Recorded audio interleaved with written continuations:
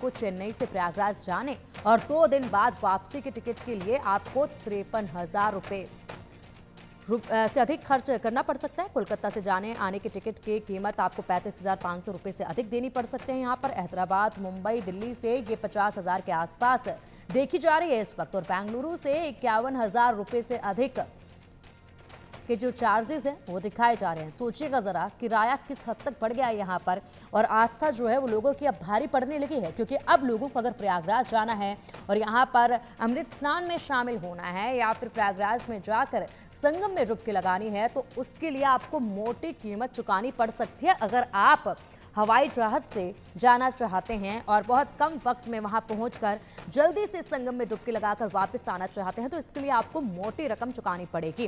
क्योंकि दूसरी तरफ अगर बात करें तो ट्रेन टिकट आसानी से मिल नहीं रही हैं, जिसके चलते भी लोगों को समस्याएं हो रही हैं। तो वहीं दूसरी तरफ हवाई किराया जो है वो अब आसमान छूने लगा है, और ये कोई पहली दफा नहीं है, अक्सर ही ऐसा देखा जाता है। क्योंकि हाल ही में जब छठ पर्व मनाया गया तो उस वक्त भी हवाई किराया जो है वो आसमान छूता नजर आया था, और ट्रेन पे भारी भीड़ जो है उस वक्त भी देखी गई थी।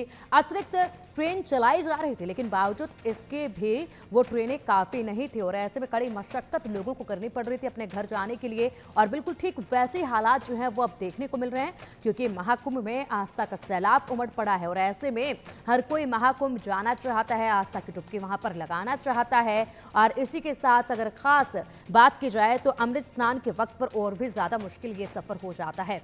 फिलहाल प्रयागराज जाने के लिए विदेश जाने जैसा चार्जेस आपको देने पड़ सकते हैं। अधिक जानकारी के लिए हमारे सहयोगी मनोहर केसरी हमारे साथ जुड़ गए। मनोहर, देखिए यहाँ पर अगर प्रयागराज अब लोगों को जाना है, कीमत उतनी ही अदा करनी होगी हवाई सफर के लिए जितनी विदेश में जाने के लिए करनी पड़ती है। बस यहाँ पर वीजा लागू नहीं होगा, पासपोर्ट नहीं दिखाना होगा, लेकिन टिकट उतनी ही महंगी होगी। ऐसे में लोगों पर तो खासा इसका प्रभाव पड़ रहा है, आस्था पर खासा प्रभाव पड़ रहा है। देखिए, बिल्कुल आपने सही कहा। अगर कोई श्रद्धालु अभी के वक्त में कल मौनी अमावस्या के दिन अगर अमृत स्नान करना चाहता है तो पैसे भी अमृत की तरह ही पे करने पड़ेंगे। जितने पैसे में आप विदेश जा सकते हैं उतने ही पैसे आपको चुकाने पड़ेंगे फ्लाइट के रूप में, क्योंकि ट्रेनों में जगह नहीं मिल रही है, वर्क नहीं मिल पा रहा है। इसकी वजह से लोग फ्लाइट का ऑप्शन लेते हैं, और इसका फायदा जो है तो कंपनियां जो है तो ज्यादा किराए के रूप में वसूल कर रही हैं। सबसे ज्यादा अगर मैं बात करूं तो दिल्ली से प्रयागराज जाने के लिए आपको अभी के वक्त में करीब 20,000 से लेकर के 56,000 रुपये चुकाने पड़ेंगे, और सिर्फ चुकाने ही नहीं पड़ेंगे बल्कि आपको जो टाइम 1 घंटे 5 मिनट का लगता है वैसे में आपको 17 से 18 घंटे भी लग सकते हैं, क्योंकि फ्लाइट जो है वो फ्लाइट आपको एक जगह ले जाएगी और उसके बाद वहां पर आपको होल्ड करके फिर दूसरी फ्लाइट पकड़नी पड़ेगी। तो इस तरह के ऑप्शन मिल रहे हैं। वहीं अगर आप लखनऊ से प्रयागराज जाना चाहते हैं तो लखनऊ से प्रयागराज जाने में आपको 34,000 रुपये से लेकर के 50,000 रुपये तक चुकाने पड़ सकते हैं।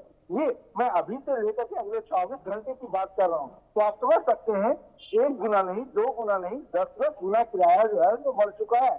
और तो आम पब्लिक जाए कहाँ, कैसे जाए, कैसे जो है तो आस्था की डुबकी लगाए। और इसे लेकर के अब राजनीति भी तेज हो गई है। आम आदमी पार्टी के सांसद राघव चड्ढा ने कहा है कि सरकार जो है तो कंपनियों पर लगाम लगाए, कंपनियों को कहे कि जो 5 से 8,000 किराया है वो ले, न कि ये लूट जो मचा हुआ है वो लूट करे, क्योंकि श्रद्धालुओं की सेवा जो सबसे बड़ा धर्म है, और सरकार इससे जल्द से जल्द कंपनियों से बात करेगी। बिल्कुल, जिस तरीके से लगातार इस पर बातचीत भी हो रही है, बैठक भी हो रही है, लेकिन नतीजा कोई निकलता नजर नहीं आ रहा है। ऐसे में क्या लगता है मनोहर, क्योंकि यहाँ पर देखिए अमृत स्नान जो है वाकई में काफी महंगा हो गया है। एक तरफ तो लगातार लोगों से ये कहा जा रहा है सरकार की तरफ से कि आप महाकुंभ आइए, महाकुंभ चलो, महाकुंभ आकर आप स्नान कीजिए और ऐसे में वहाँ की व्यवस्थाएं देखिए, लेकिन दूसरी तरफ यहाँ पर जब किराया ही इतना ज्यादा बढ़ा दिया जाएगा तो कैसे जाएंगे लोग महाकुंभ तक? ये बड़ा सवाल उठ रहा है इस वक्त की, लोगों की मुश्किलें बढ़ती जा रही हैं। ऐसे में हर किसी को इतना समय नहीं होता है कि 2-4 दिन बाय रोड जाकर वहां पर स्नान किया जाए। बहुत लोग ऐसे हैं जो बहुत जल्दी जाकर जल्दी वापस आना चाहते हैं, उनके लिए तो बहुत मुश्किल भरा ये सफर हो गया है। फिलहाल बहुत शुक्रिया आपका इन तमाम जानकारियों के लिए। देखना होगा क्या कुछ समाधान इसका निकलता है।